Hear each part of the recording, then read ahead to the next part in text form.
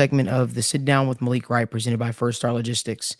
On this segment, we'll be discussing the Green Bay Packers and how we expect them to do this upcoming football season.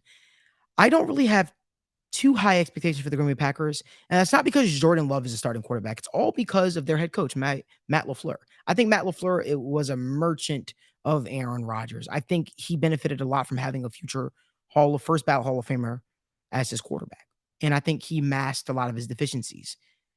I remember the game against the Kansas City Chiefs when the Kansas City Chiefs had a lackluster defense and they failed to even formulate consistent drives. When this was when Jordan Love was starting for Aaron Rodgers, I believe that was during the COVID season or something along those lines.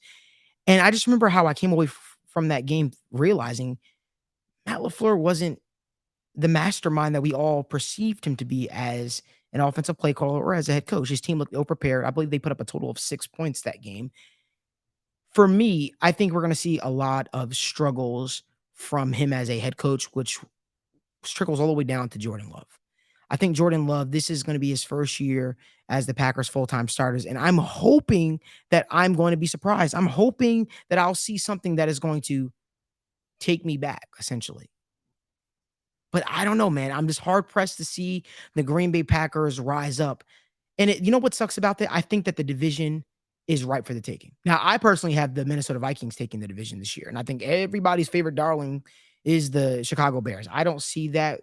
I don't see that with the Lions. I think that the Minnesota Vikings, because they're the more battle-tested team. However, could you imagine if the Green Bay Packers were in a better situation from not only from the quarterback position, but from the head coaching position? This could be a year where they were able to leap up and take the division. I've seen early reports saying that Jordan Love has struggled in practice. Yeah, he's thrown multiple interceptions. And that has to be alarming if you're a Packers fan. If you're a cheesehead, that has to be alarming because you would think that a guy that has had an opportunity to sit for a couple of years behind Aaron Rodgers would be ready to take over as the starting quarterback. It doesn't seem like that is what Jordan Love is ready to do. But again, I'll be very slow to be judgmental on this guy. Daniel, what are your thoughts?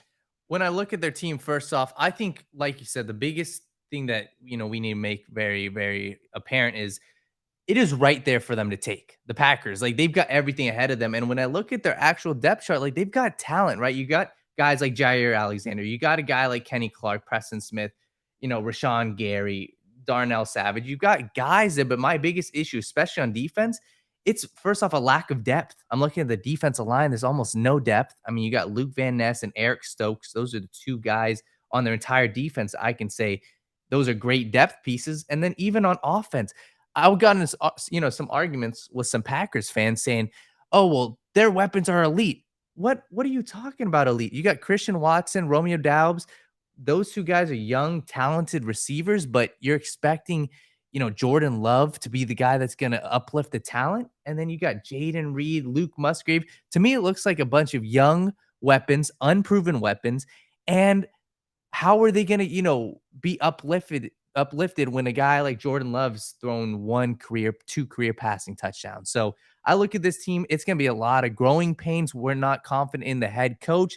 The offensive line has, been shaken up a little bit, and the defense doesn't have much depth. So I look at the Packers. I think they could have a good running game. Jordan Love will see progress, but expect 9-10 wins. Hell no. I think they're a 7-8 win team at best. So that's what I think about the Packers. Yeah, I even think that's a little bit wishful thinking. Yeah. Honestly speaking, I expect this Packers team to struggle mightily.